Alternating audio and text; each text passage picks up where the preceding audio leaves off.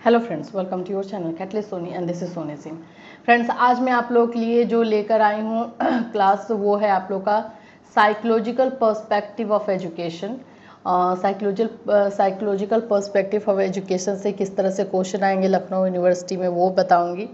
साथ ही साथ बुक का नाम अलग रहता है, लेकिन बुक का नाम जो है ये सब अलग रहता है, लेकिन जो ये है कंटेंट है वो आप लोगों को बहुत मिलेगा कि कैसे जो है ये सब सेम ही है। जैसे मैं अगर इसका बताऊं आप लोगों को, जैसे साइकोलॉजिकल पर्सपेक्टिव एजुकेशन है तो इसमें आपको ग्रोथ एंड डेवलपमेंट पढ़ना है, पियाजे की थ्योरी पढ़नी है, वंशानुक्रम, वातावरण, ये सब पढ़ना है। तो ये सारी चीज़ें जो है रेस्ट ऑफ यूनिवर्सिटीज़ में लर्निंग एंड टीचिंग में आता है, कुछ चाइल्डहुड में आता है। तो इस तरह से आप बोल सकते हो कि जो साइकोलॉजिकल पर्सपेक्टिव ऑफ एजुकेशन है ये आप लोगों का चाइल्डहुड एंड लर्निंग का मिक्स करके ये सब्जेक्ट है, तो इसको हम देखेंगे।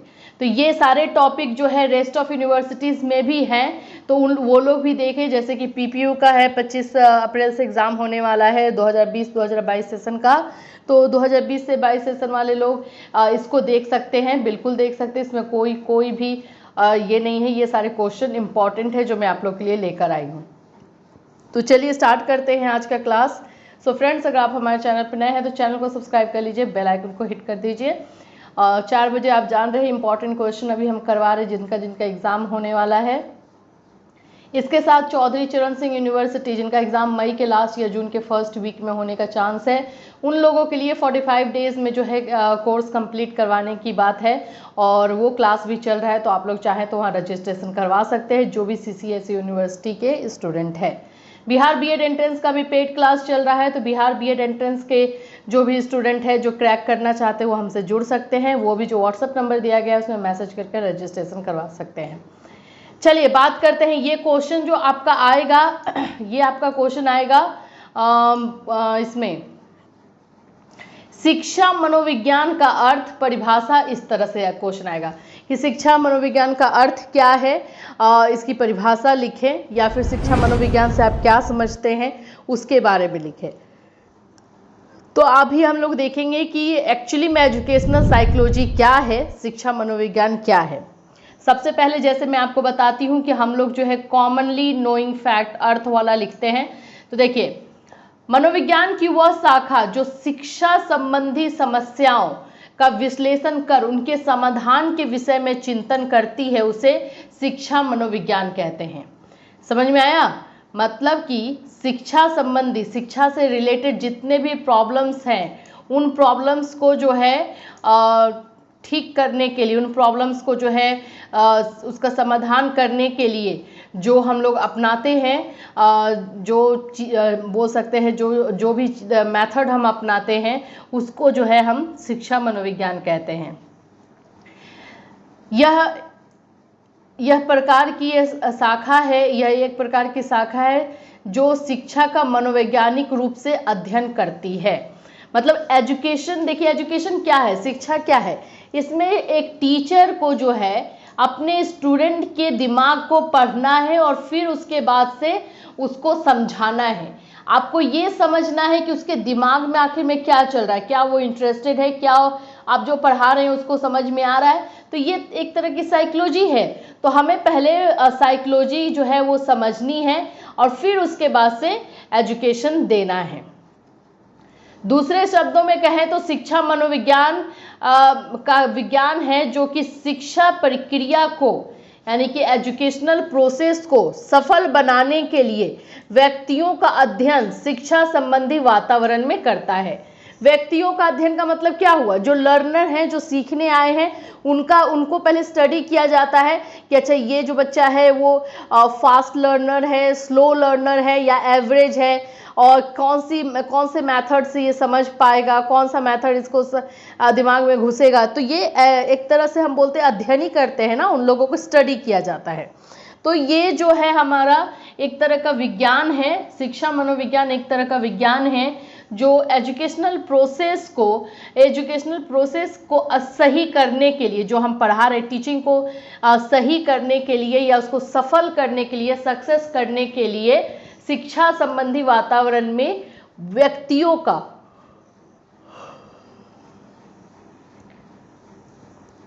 जो लर्नर रहते हैं उनका स्टडी किया जाता है। अब देखेंगे शिक्षा मनोविज्ञान की परिभाषाएं निम्नलिखित है।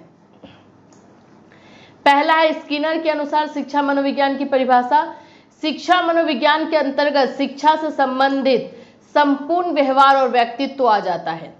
शिक्षा मनोविज्ञान के अंतर्गत जो है एक व्यक्ति के व्यवहार और एक इंसान के व्यक्तित्व यानी पर्सनालिटी और उसके बिहेवियर पूरा वो उन सब का जो है विश्लेषण आ जाता है।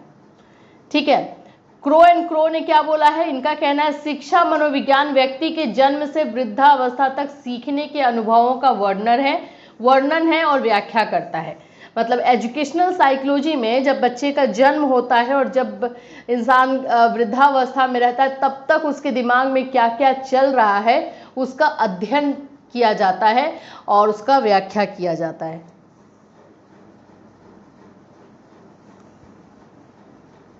नॉल व अन्य के अनुसार शिक्षा मनोविज्ञान की परिभाषा, शिक्षा मनोविज्ञान रूप से सामाजिक प्रक्रिया से परिवर्तित होने वाले मानव व्यवहार के अध्ययन से संबंधित है। मतलब अगर आप देखेंगे तो इसमें मेन क्या है, ह्यूमन टेंडेंसी, ह्यूमन बिहेवियर को जो है अध्ययन स्टडी किया जाता है। एलिस के अनुसार भी है। तो यहाँ पे आपको कितने परिभाषाएं मिल गई, यहाँ पे है आपको स्किनर 1 2 3 4 परिभाषाएं मिल गई है। बहुत इजी 2-2 लाइन वाली परिभाषा है तो इसको आपको लर्न करना है। लॉन्ग में अगर आएगा तो 4 फिलोसफर का लिखना है, अगर ये शॉर्ट में आएगा तो 2 फिलोसफर सफिशिएंट होंगे। ठीक है, अब आइए हम इसका देखते हैं। सेकंड क्वेश्चन आपका इस तरह से ये पूछा जाएगा या हो सकता है फर्स्ट ही क्वेश्चन में इसको ऐड करके दे दे, शिक्षा मनोविज्ञान की प्रकृति क्या है, इसका जो है नेचर क्या है या फिर इसकी विशेषता क्या है, इस तरह से आएगा। तो सबसे पहला है शिक्षा मनोविज्ञान इस भांति से कार्य करता है कि यह एक तरफ बालकों के व्यवहार पर अध्ययन करता है तो दूसरी तरफ प्रौढ़ के व्यवहार पर भी। मतलब कि सिर्फ बच्चों के व्यवहार बिहेवियर पर ये जो है स्टडी नहीं होता है। जो प्रौढ़ होते हैं, प्रौढ़ का मतलब क्या हो गया, अब प्रौढ़ का मतलब वृद्धावस्था मत लगाइएगा, प्रौढ़ का मतलब होता है एडल्टहुड, यानी कि जो एडल्ट होते हैं, जो युवा होते हैं, उनके भी बिहेवियर पर जो है स्टडी किया जाता है शिक्षा मनोविज्ञान में। दूसरा आपका है शिक्षा मनोविज्ञान की प्रकृति लचीली के साथ साथ स्थिर भी है। लचीला होने का मतलब क्या होता है कि इसमें जो मॉडिफिकेशन है, नियमों में जो मॉडिफिकेशन है वो किया जा सकता है सिचुएशन के अकॉर्डिंग। तीसरा है शिक्षा मनोविज्ञान की प्रकृति यदि अति व्यापक है तो सूक्ष्म भी है।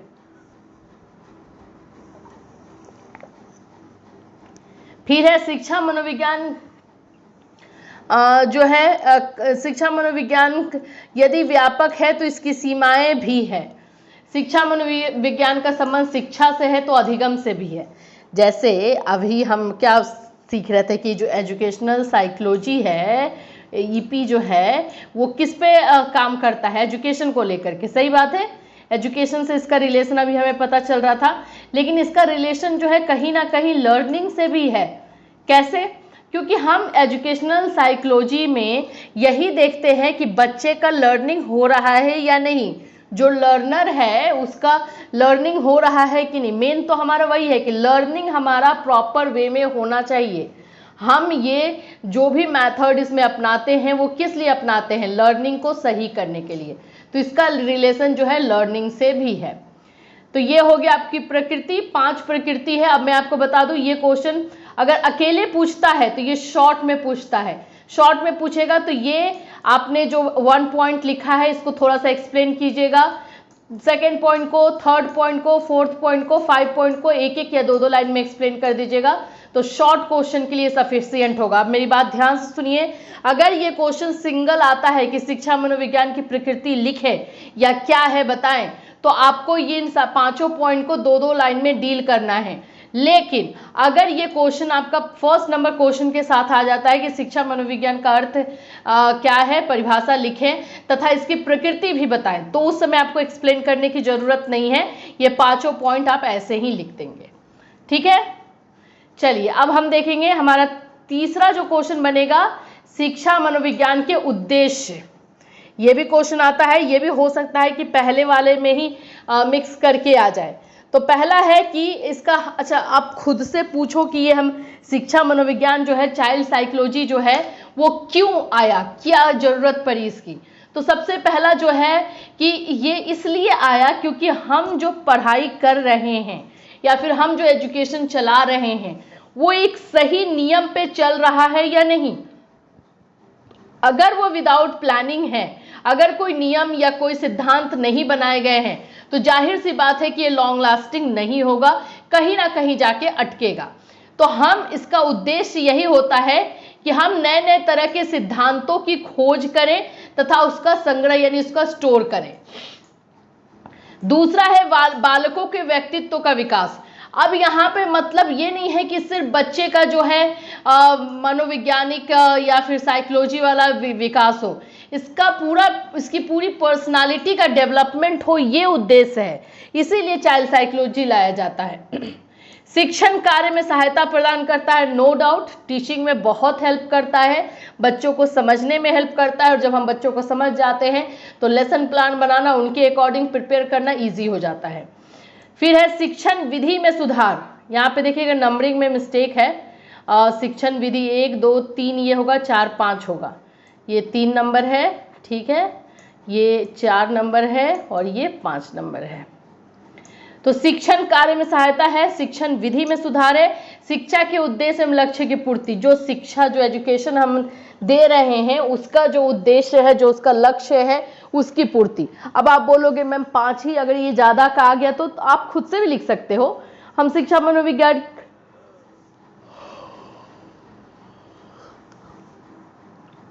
देखा जाए तो शिक्षा मनोविज्ञान क्यों आया, तो ये लर्निंग को अच्छा करने के लिए आया, अधिगम को सही करने के लिए आया। तो अधिगम को सही करने के लिए या अधिगम को में सफलता लाने के लिए किया गया है। बच्चों को अच्छे से समझ में आए, बच्चे जो है रोट मेथड ना फॉलो करे, कॉन्सेप्ट वाइज फॉलो करे, इन सभी चीज़ों के लिए जो है शिक्षा मनोविज्ञान ही रिस्पॉन्सिबल है। और इसका उद्देश्य यही था कि एजुकेशन को सही तरीके से चलाया जा सके।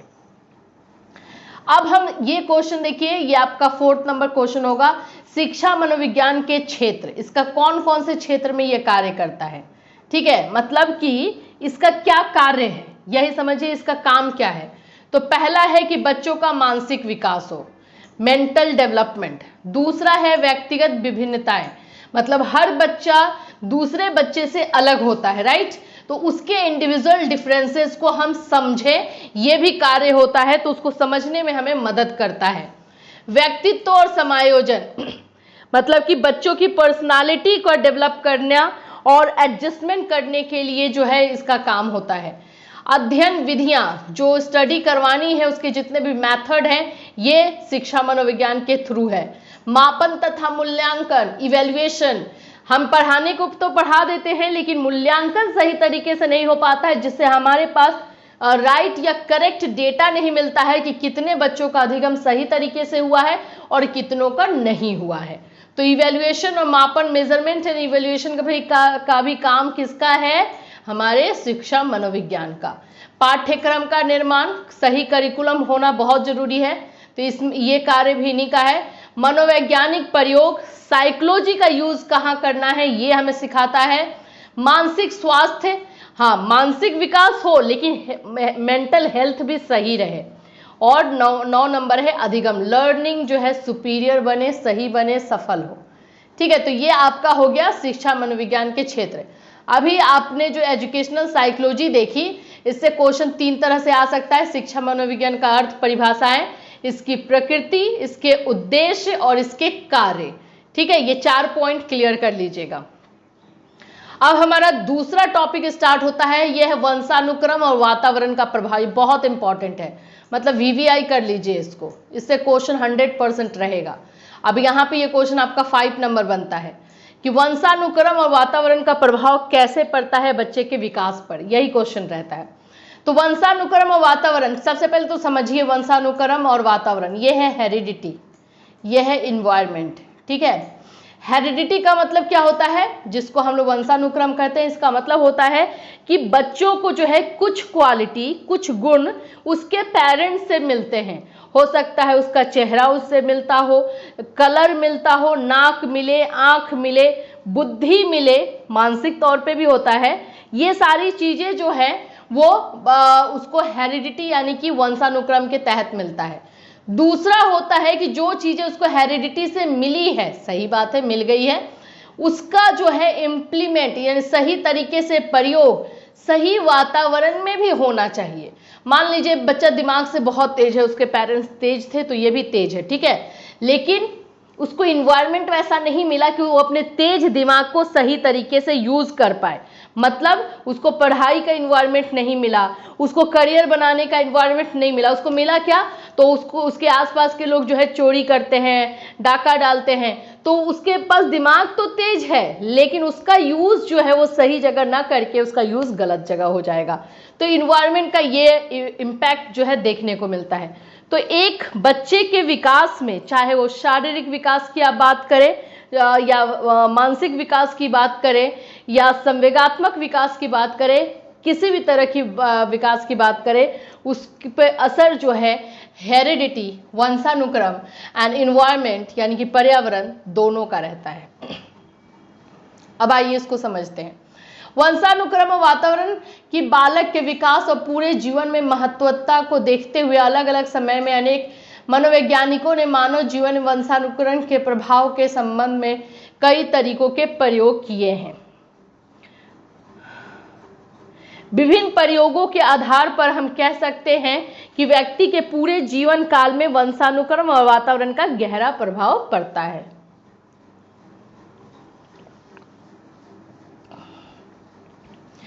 जैसे कि वंशानुक्रम का अर्थ और परिभाषा अगर नहीं जानते तो उसको तो आपको पढ़ना पड़ेगा भाई, ये वाला आप में आने वाला नहीं है, ये मैं आपको बता दूं, ये आएगा नहीं, बस प्रभाव आता है।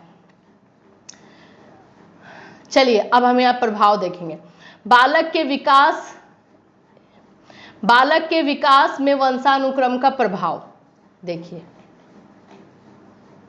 यहाँ पे वातावरण का भी प्रभाव दिया हुआ है, देखिए यहां से है, यहाँ पे आपको वातावरण कहा गया है। एक्चुअली में वंशानुक्रम एंड वातावरण दोनों का प्रभाव आपको यहाँ पे देखने को मिलेगा।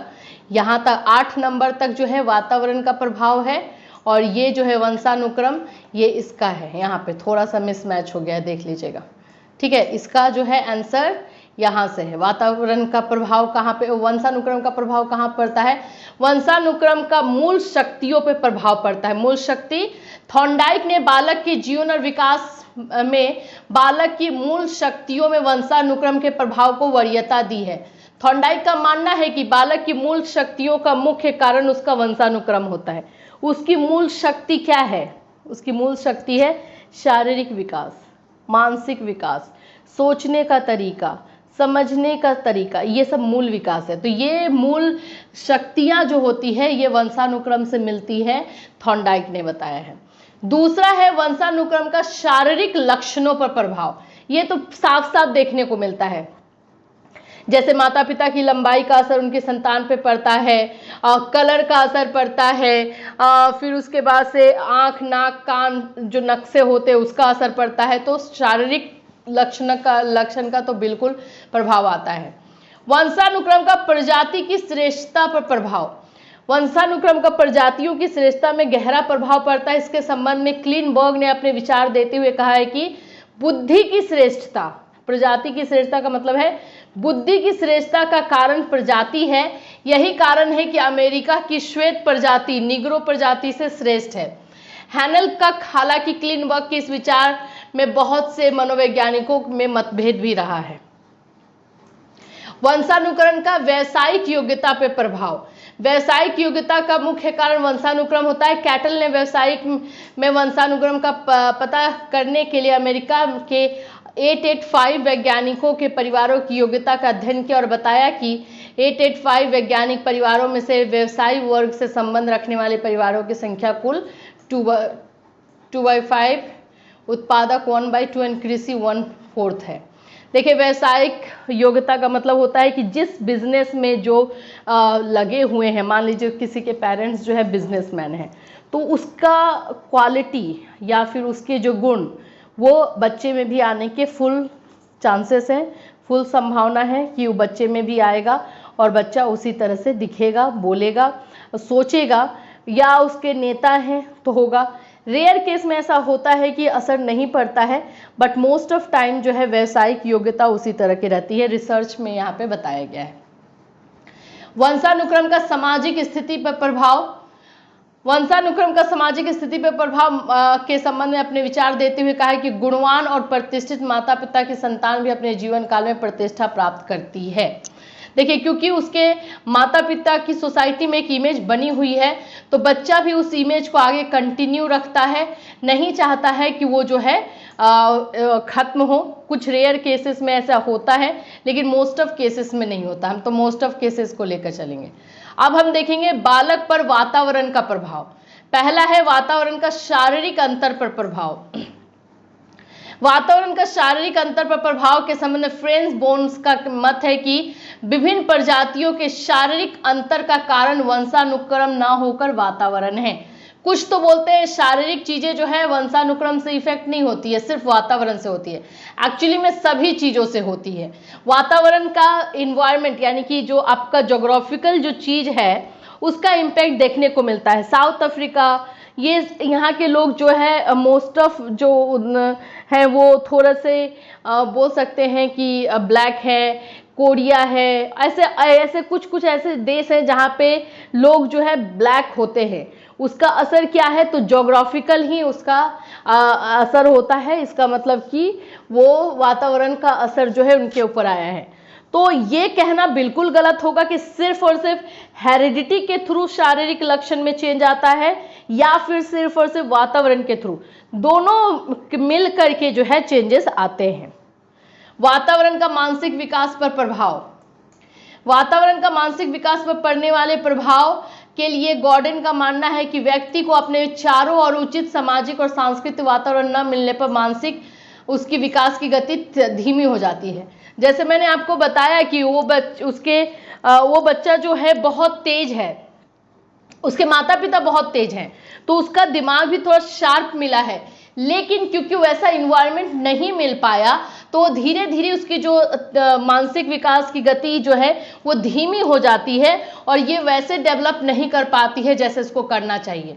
तो वातावरण का इम्पैक्ट दिखता है। जो चीज़ें हमें हेरिडिटी के थ्रू मिली भी रहती है, अगर वातावरण सही नहीं होता है तो वो बच्चे के अंदर अच्छी तरीके से उसका विकास नहीं हो पाता है। वातावरण का बुद्धि पर प्रभाव। कैंडोल ने बुद्धि पर वातावरण के प्रभाव के बारे में जानने के लिए फ्रांस के 552 विद्वानों का अध्ययन करके पता लगाया कि उनमें से अधिकांश धनी वर्ग से संबंधित थे, जिससे उनको शिक्षा ग्रहण करने की उपयुक्त सुविधाएं उपलब्ध हुई। वातावरण का व्यक्तित्व पर प्रभाव पड़ता है, आपके पूरी पर्सनालिटी पे जो है इसका इम्पैक्ट देखने को मिलता है। वातावरण का प्रजाति की श्रेष्ठता पर प्रभाव पड़ता है। वातावरण का अनाथ बच्चों पर प्रभाव पड़ता है। वातावरण का जुड़वा बच्चों पर प्रभाव पड़ता है। वातावरण का बालक पर बहुमुखी प्रभाव यानी कि हर तरफ से शारीरिक, मानसिक, सामाजिक, संवेगात्मक सभी का जो है इम्पैक्ट देखने को मिलता है। तो ये आपका रहा वंशानुक्रम का इम्पैक्ट जो है, वंशानुक्रम का इम्पैक्ट क्या है या वातावरण का इम्पैक्ट क्या है। ठीक है, ये 5 नंबर क्वेश्चन के थ्रू मैंने आपको दिया है। अब हम देखेंगे नेक्स्ट क्वेश्चन, ये किशोरावस्था से है जो आपको पूछेगा। ये सारे टॉपिक जो हम पढ़ रहे हैं अभी, ये सभी यूनिवर्सिटी में, आगरा में, बिहार में हैं, लेकिन इन लोगों का बुक अलग है। ये जैसे कि आपको चाइल्डहुड एंड ग्रोइंग अप में मिलेगा। अब आइए 6 नंबर हमारा आता है क्वेश्चन, किशोरावस्था क्या है, किशोरावस्था की विशेषता बताइए, मतलब कि उसकी क्या विशेषता है, ये करके क्वेश्चन आप लोगों में आएगा। देखिए, मानव जीवन के विकास की प्रक्रिया में किशोरावस्था का महत्वपूर्ण स्थान है। जैसे कि हम जानते हैं कि एक बच्चे का जो विकास होता है उसमें कितने स्टेजेस आते हैं। सबसे पहले तो आता है इन्फेंसी, शैशवावस्था, फिर आता है आपका मेन हम देख रहे हैं चाइल्डहुड। चाइल्डहुड में आपके 2 आ जाएंगे, प्री एंड जो है लेटर वाला। फिर उसके बाद आता है किशोरावस्था। किशोरावस्था नहीं, एडोलेसेंस, सबसे क्रिटिकल अवस्था जो है इसी को बताया जाता है। सबसे जो है तूफान की अवस्था बताया जाता है। इस अवस्था में, इस स्टेज में बच्चे जो है mentally, physically, socially and emotionally हर तरह से जो है बच्चों को फाइट करना पड़ता है। अब आप बोलोगे कि कैसे मैम, सबसे पहले बात करते हैं फिजिकली। किशोरावस्था में बच्चे के फिजिकल चेंजेस होते हैं, जिसकी वजह से जो है कुछ बच्चे डिप्रेस भी होने लगते हैं। उनको कोई अगर समझाने वाला ना रहे तो वो जो है समझ नहीं पाते हैं। मेंटली, मानसिक विकास जो होता है मेंटल, उस पर भी असर पड़ता है, क्योंकि जब बच्चा किशोरावस्था में आता है तो हमारे सामाजिक कुछ ऐसे रूल होते हैं, सोशल ऐसे कुछ रूल होते हैं जहाँ पे उनको टोका जाने लगता है, ऐसा करो, ऐसे नहीं करो, तुम अब बड़े हो रहे हो ये। तो इससे इनका मेंटल स्थिति जो है थोड़ा सा हिल जाता है। इमोशनली भी होता है कि कभी वो बहुत सैड हो जाते हैं, कभी बहुत खुश हो जाते हैं। तो ये सभी अवस्था, मतलब सभी तरह से इस अवस्था में इम्पैक्ट आता है।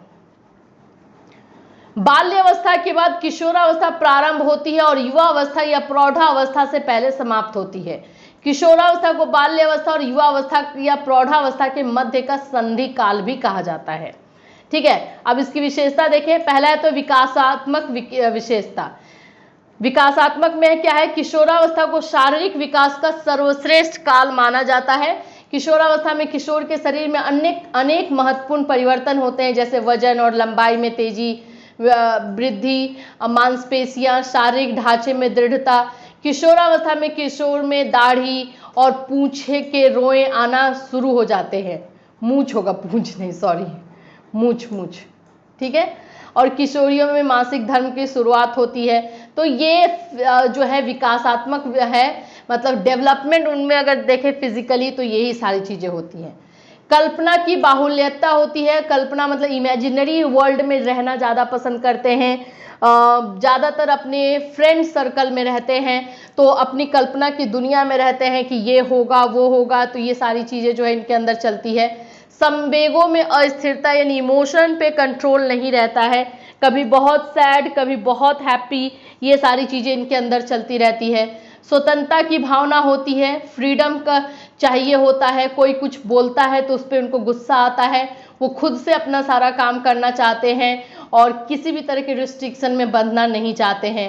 फिर एक काम भावना में परिपक्वता आती है। तो ये विशेषताएं हैं किसकी, किशोरावस्था की। तो ये क्वेश्चन इसी तरह से आएगा, किशोरावस्था क्या है, इसकी विशेषताओं का वर्णन करें। तो ये 5 पॉइंट आपको लिखना है, ठीक है।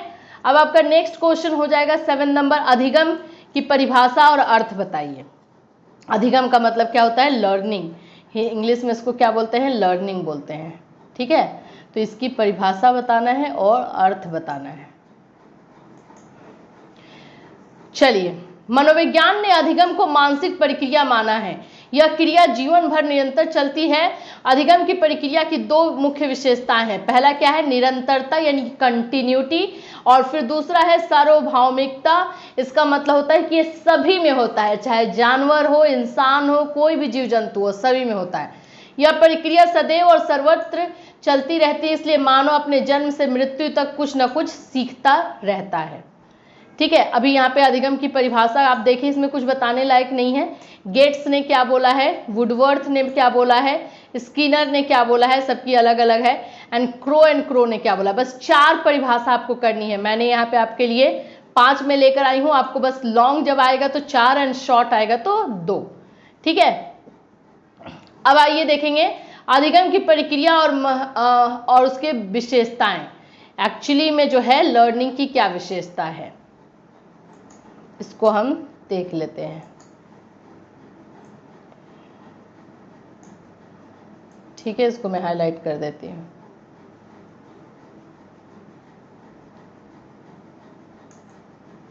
जितनी भी विशेषता पूछता है, उद्देश्य से पूछता है, मैं पॉइंट में लाने का ट्राई करती हूँ, क्योंकि पॉइंट में जो है जल्दी लर्न हो जाता है और सिर्फ पॉइंट लर्न करना रहता है, बाकी एक्सप्लेनेशन तो आप खुद से कर ही लोगे।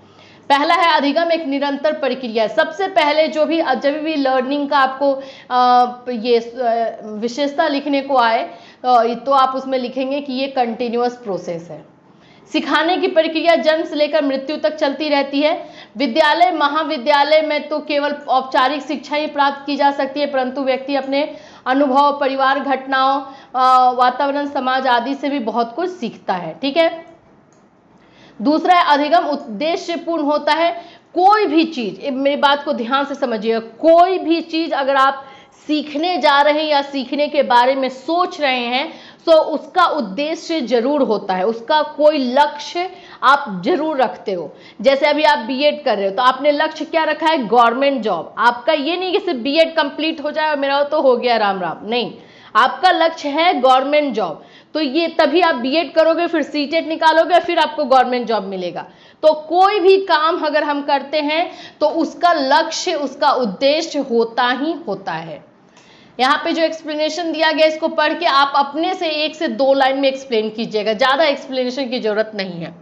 अधिगम एक जन्मजात प्रक्रिया है। जन्मजात इसको इसलिए बोला जाता है कि जैसे ही बच्चे का जन्म होता है वैसे उसमें अधिगम की प्रक्रिया स्टार्ट हो जाती है।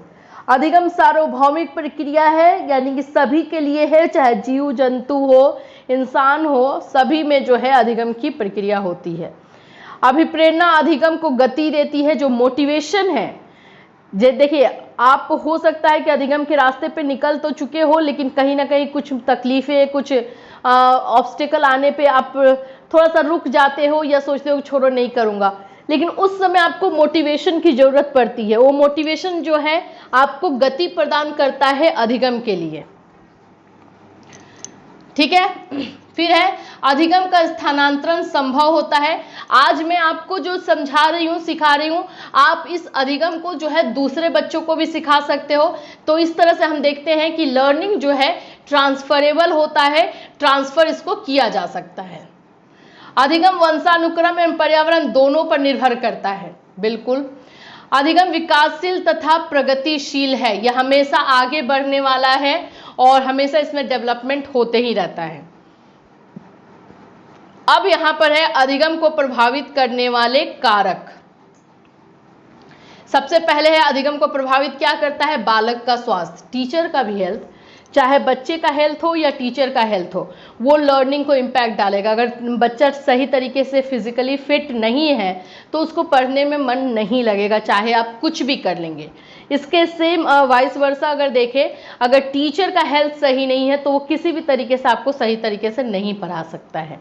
तो हेल्थ जो है बहुत जरूरी है।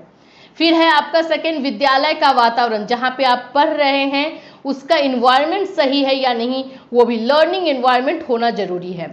फिर है विषय वस्तु की प्रकृति, जो सब्जेक्ट आपको पढ़ाया जा रहा है वो हमेशा सरल से कठिन की ओर हो, मतलब पहले उसमें से जो है इजी चीज है वो बताया जाए आपको और फिर धीरे धीरे डिफिकल्ट के पाथ पे चले, वो ज्यादा बेटर है। चौथा है अभिप्रेरणा यानी मोटिवेशन। मोटिवेशन से जो है इंसान को अपने अधिगम के लिए गति मिलती है, वो और तेजी से जो है सीखता है। अधिगम की विधियां, जो लर्निंग का जो है मेथड है वो जो है लर्निंग को और सुगम बनाता है और बहुत इजीली जो है उसमें सीख पाते हैं। जैसे प्राथमिक कक्षाओं में अगर देखें तो खेल विधि, करके सीखना, लर्निंग बाय डूइंग। उच्च कक्षाओं में देखें तो समूह शिक्षण, सहसंबंध, ये सारे हैं। अब हमारा लर्निंग हो गया। अब हम देखेंगे टीचिंग का अर्थ और परिभाषा एवं विशेषता। तो टीचिंग का व्यापक अर्थ क्या है, शिक्षण के व्यापक अर्थ में वह सब सम्मिलित किया जाता है जो मनुष्य अपने संपूर्ण जीवन में सीखता है। मनुष्य अपनी प्रवृत्ति के अनुसार कुछ ना कुछ सीखता ही रहता है। सिखाने का काम व्यक्ति या वस्तु द्वारा किया जाता है। सबसे पहले समाज की सबसे छोटी इकाई परिवार से सीखता है, फिर विद्यालय, समाज द्वारा और टेलीविजन, नाटक आदि के माध्यम से भी सीखता है। तो ये शिक्षण यानी टीचिंग हुआ, ठीक है, टीचिंग। रायबर्न की परिभाषा देखिए उन्होंने दिया है। फिर उसके बाद थॉमस एम रिस्क की परिभाषा है, ह्यूजेस एंड ह्यूजेस की परिभाषा है, एनएल गेज की परिभाषा। इसमें से आपको बस 4 परिभाषाएं लिखना अगर लॉन्ग में आता है तो। अब हम इसकी विशेषता देख लेते हैं। तो इसकी विशेषता में सबसे पहले शिक्षण सुनियोजित होना चाहिए, यानी कि वेल प्लान्ड होना चाहिए, प्लानिंग के तहत होना चाहिए। टीचिंग जो है विदाउट प्लानिंग, अगर क्लासरूम में जाओगे आप पढ़ाना स्टार्ट कर दोगे तो वो आपका टीचिंग कभी भी सक्सेसफुल नहीं हो सकता है। दूसरा है शिक्षण सुझावात्मक होना चाहिए, एडवाइजेबल होना चाहिए, ये नहीं कि ऑर्डर देने वाला होना चाहिए। अब वो टाइम नहीं है कि आप जो है हिटलर गिरी दिखाओ और ऑर्डर दो और सिखाओ, नहीं। अब है कि बच्चे को पहले समझो, फिर उनकी जो प्रॉब्लम है उनको दूर करो, फिर उनको एडवाइस दो, प्यार से बात करो, समझाओ, तभी हो पाएगा। शिक्षण दया एवं सहानुभूति पूर्ण होना चाहिए। अच्छा शिक्षण प्रेरणादायक होता है। अच्छे शिक्षण में व्यक्तिगत विभिन्नताओं को ध्यान में रखा जाता है, जो इंडिविजुअल डिफरेंसेस होते हैं बच्चों को उसको ध्यान में रखकर ही पढ़ाना चाहिए। शिक्षक प्रजातांत्रिक होना चाहिए, शिक्षण प्रगतिशील होना चाहिए, शिक्षण निर्देशात्मक होना चाहिए। तो ये है इसकी विशेषता। अब इसके उद्देश्य महत्व देखिए, शिक्षण बालक के व्यवहार में परिवर्तन करने की प्रक्रिया है, शिक्षण एक उद्देश्यपूर्ण प्रक्रिया है, तो सामाजिक प्रक्रिया है, व्यवसायिक प्रक्रिया है, तार्किक प्रक्रिया है। बस आपको वही वर्ड यूज करना है। अब देखेंगे शिक्षण के चर की व्याख्या, types of variables of teaching. Teaching में जो है कितने वेरिएबल्स यूज होते हैं, तो 3 तरह के होते हैं, स्वतंत्र चर, आश्रित चर और हस्तक्षेप चर। आप सोचोगे ये क्या है, तो इंडिपेंडेंट वेरिएबल इसको बोलते हैं। शिक्षण प्रक्रिया में शिक्षक स्वतंत्र चर के रूप में कार्य करता है। अभी मैं आपको जो है 2 चीजें बनाती हूँ, ये है टीचर, ये है स्टूडेंट, और एक और है, इसको ऐसे बनाएंगे ट्रायंगल, ठीक है। ये है आपका करिकुलम बोलिए, मटेरियल बोलिए, जो बोलना है बोलिए, पाठ्य वस्तु बोलिए, जो भी आपका है। यहाँ पर जो है टीचर जो होता है वो इंडिपेंडेंट है, ये किसी पे डिपेंडेबल नहीं है, स्टूडेंट पे डिपेंड नहीं कर रहा है और ना ही करिकुलम पे। ये इंडिपेंडेंट इसको वेरिएबल बोलते हैं, स्वतंत्र चर बोलते हैं, क्योंकि ये जो है वो छात्रों के लिए काम कर रहा है, उसको जो है सिखाने के लिए काम कर रहा है, इसके लिए कोई काम नहीं कर रहा है, ये किसी पे डिपेंडेबल नहीं है। दूसरा आता है स्टूडेंट, इसको हम बोलते हैं डिपेंडेबल वेरिएबल, यानी कि आश्रित चर। ये जो है टीचर पे डिपेंड करता है। प्रक्रिया में छात्र को आश्रित चर की संज्ञा दी जाती है, क्योंकि शिक्षण प्रक्रिया में नियोजन, व्यवस्था, प्रस्तुतिकरण के अनुसार उसे सक्रिय रूप से कार्य करना पड़ता है। तो ये डिपेंडेबल होता है, ये कुछ हद तक टीचर पे, कुछ हद तक करिकुलम पे ये डिपेंडेबल रहता है। तीसरा हमारा जो है हस्तक्षेप चर, इसको हम हस्तक्षेप चर यानी इंटरवीनिंग वेरिएबल्स क्यों बोलते हैं, क्योंकि ये जो है शिक्षण प्रक्रिया में पाठ्य वस्तु, शिक्षण विधियां, शिक्षण युक्ति, शिक्षण व्यू रचनाएं आदि हस्तक्षेप चर में आते हैं। इन्हीं को लेकर के जो है प्लानिंग की जाती है। प्लानिंग करने वाला टीचर होता है, लेकिन इनके थ्रू ही किया जाता है। विदाउट करिकुलम आपको नहीं पता है कि क्लास 4th में जो है आप मैथ्स में क्या पढ़ाओगे, आपको पाठ्यक्रम दिया रहेगा, करिकुलम दिया रहेगा, तभी आप समझ पाओगे कि अच्छा ठीक है मुझे नंबर पढ़ाना है इन लोगों को, तो नंबर का प्लानिंग करना है। तो ये जो है हस्तक्षेप चर के अंतर्गत आता है, ठीक है। आई होप कि आपको समझ में आ गया होगा। शिक्षण अधिगम प्रक्रिया, सीखना चारों ओर के परिवेश में अनुकूलन में सहायता करता है। किसी विशिष्ट सामाजिक सांस्कृतिक परिवेश में कुछ समय रहने के पश्चात हम उस समाज के नियमों को समझ जाते हैं और यही हमसे अपेक्षित भी होता है। तो देखिए यहाँ पर आप देखेंगे तो अनुभव के द्वारा सीखा जाता है, इनका जो है व्यवहार में परिवर्तन होता है लर्निंग के थ्रू। गिलफोर्ड ने, स्किनर ने, कॉल्विन ने, इन्होंने अपनी अपनी जो है चीज़ें बताई हैं कि जो शिक्षण है, शिक्षण अधिगम प्रक्रिया है, इसका क्या महत्व है, क्या विशेषता है, ठीक है। तो यहाँ पर आप लोगों ने जितने भी क्वेश्चन किए हैं ये सारे आज अच्छे से कीजिएगा, क्योंकि इसमें से लॉन्ग में ही क्वेश्चन ज़्यादा आएगा, तो इसमें से कोई क्वेश्चन छूटना नहीं चाहिए। इसी तरह से जो है लखनऊ यूनिवर्सिटी का नोट्स बना हुआ है, आप चाहें तो इस तरह का नोट्स परचेज कर सकते हैं। और ये बस एक आप लोगों का इम्पॉर्टेंट क्वेश्चन का सेट में लेकर आई थी जिसको आपको करना है। और आप देख सकते हो कि ये सारे टॉपिक जो है आप लोगों में लर्निंग एंड टीचिंग में भी है, कुछ चाइल्डहुड में है, तो आगरा, बिहार, ये सभी स्टूडेंट के लिए ये है। आप चैप्टर मिलाइएगा कि ये चैप्टर, ये टॉपिक मेरे में है कि नहीं। आप ये मत देखिएगा कि ये लखनऊ में है तो मेरे में कैसे हो सकता है।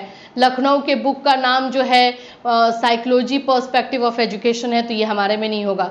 नाम बुक का चेंज है, बट मोस्ट ऑफ चैप्टर्स जो है कॉमन ही हैं, ठीक है। सो आई होप कि आप लोगों को समझ में आया हो और इसका प्रिपरेशन करके ही जो है आप जाएं एग्जाम में और इसमें से क्वेश्चन आ जाए। सो फिर मिलूंगी आपसे कल। Till then have a nice day.